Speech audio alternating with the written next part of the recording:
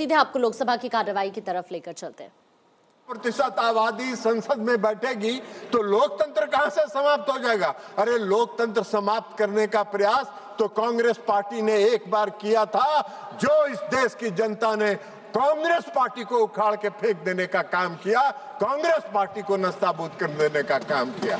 इस देश में, इस देश के लोकतंत्र की जड़ इतनी मजबूत है कि कोई चाह के भी इस देश के लोकतंत्र को समाप्त नहीं कर सकता है। इस गलतफहमी में नहीं दीजिए। तो सभी तर्क उनके जो तर्क थे, कल मैंने सुना बहुत विस्तार से उनका भाषण, थोड़ी मीठी आवाज में बोलती हैं। अभी नहीं हुआ है खत्म मैडम, इतना जल्दी मुड़ी मत हिलाइए, अभी समाप्त बचा हुआ है बहुत कुछ।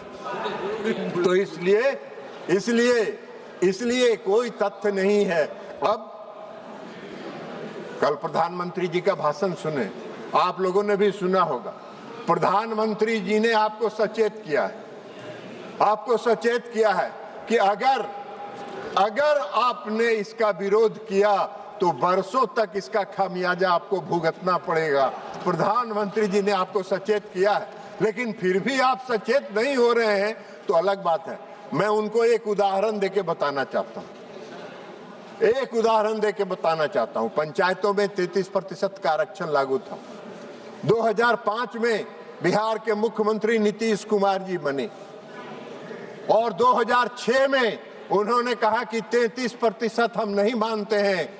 हम इस देश में महिलाओं की आबादी और इस राज्य में महिलाओं की आबादी 50% है। हम 50% पंचायती राज व्यवस्था में नगर निकाय में आरक्षण देंगे। और सिर्फ उन्होंने पंचायतों में और नगर निकाय में आरक्षण नहीं दिया, मुख्यमंत्री नीतीश कुमार जी ने एकल पद जो प्रमुख का पद होता है, जिला परिषद के अध्यक्ष का पद होता है, सरपंच का पद होता है, उस पर भी आरक्षण उन्होंने दिया।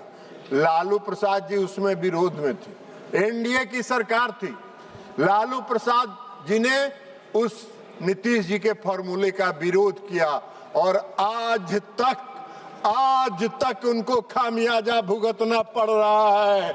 आज तक बिहार की जन एनडीए, मैंने देखा है बिहार के एनडीए के साथ वहां की महिलाएं 100% खड़ी होती हैं। आप इस बार के चुनाव का वोट निकाल के देख लीजिए। अखिलेश जी, हम आपको कहेंगे, मेरे मित्र हैं, उनसे सचेत रहिए, उनके चक्कर में मत पड़िए, उनके चक्कर में पड़ के वो गायब हो चुके हैं। इस बार के विधानसभा के चुनाव का आप रिजल्ट देखिए। 84 ऐसी सीट है जिसमें पुरुषों से 10% ज्यादा महिलाओं का वोट गिरा है और एनडीए के पक्ष में गिरा है। ऐसा क्यों अन्याय कर रही हैं आप मैडम? अन्याय मत करिए, आप ऐसा अन्याय मत करिए। मेघवाल जी कह रहे हैं कि कुछ उनकी पार्टी का टाइम दे दीजिए इधर। बोलिए मेघवाल जी। अब 2023 से मातृत्व शक्ति इंतजार कर रही।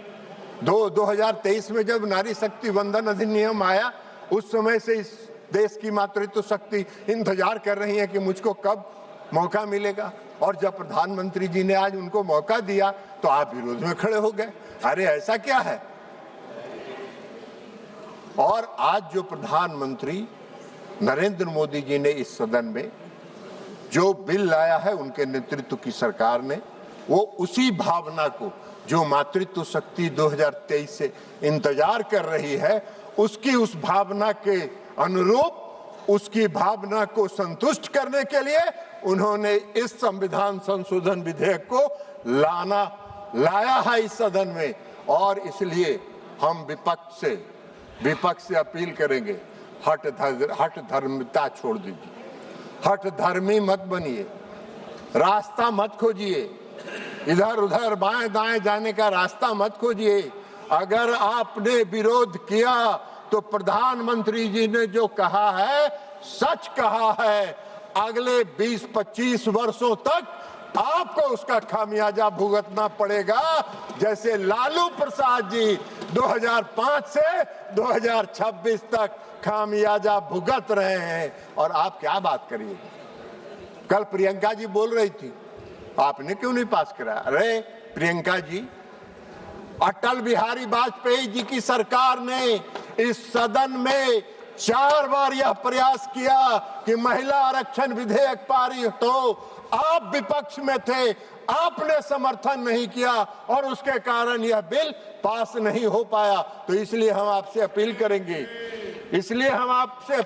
करेंगे कि आप इस चक्कर में मत पड़िए। अखिलेश जी हमारे मित्र हैं, इस चक्कर में मत पड़िए, उनसे झटका मारिए और अगर उनके साथ सटे रहिएगा तो बिहार में इनका क्या हाल हुआ है मालूम है ना? 27 से 19 से 6 और उस 6 में भी 3 गो बाहर निकल गया है, अभी 3 गो बचे हैं। तो इसलिए इनका हसरोई होने वाला है। तो इसलिए इन्हीं शब्दों के साथ मैं इस संविधान संशोधन विधेयक का और जो अन्य विधेयक आए हैं मैं उसका पुरजोर समर्थन करता हूं और प्रधानमंत्री जी को इस बात के लिए धन्यवाद देता हूं, आभार व्यक्त करता हूं कि आपने 50% की आबादी के साथ न्याय करने का काम किया। इनको अगर भगवान सुबुद्धि दे, ईश्वर से हम यही प्रार्थना करते हैं, भगवान इनको सुबुद्धि दीजिए ताकि जो आने वाले दंश हैं वर्षों तक उससे ये बच सके। बहुत बहुत धन्यवाद। माननीय सदस्य श्री कल्याण बनर्जी जी। Thank you, the Honorable Chairperson. We are opposing the entire 3 bills.